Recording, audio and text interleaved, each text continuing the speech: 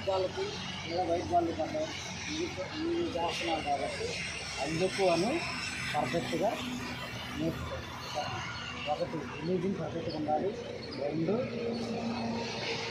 Length ball different length ball ఇవ్వడానికి పర్ఫెక్ట్గా చూసుకోండి. ఓకేనా?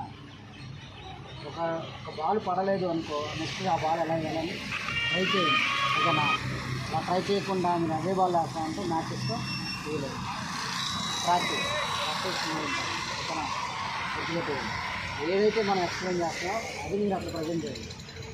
అదే కాకుండా వేరేలాగా అయితే మీరు ఆడతామంటే మీకు ఎప్పటికీ గేమ్ రాదు.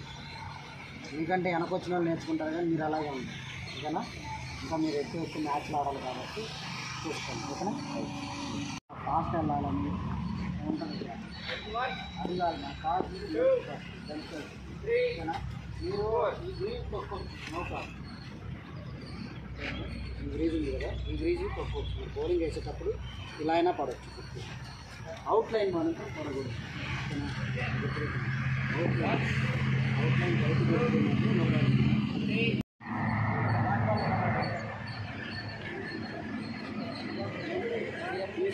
తీసుకోపోయింది. ఫాస్ట్ బాలర్స్ అందరూ దీని బేసిక్ ఏంది సార్? దీని బేసిక్ బౌలింగ్ బేసిక్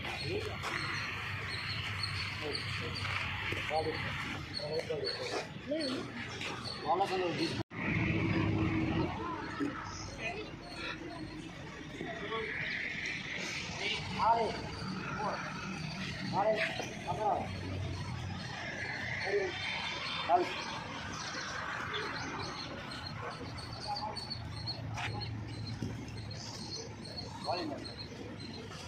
bowling ఆడు.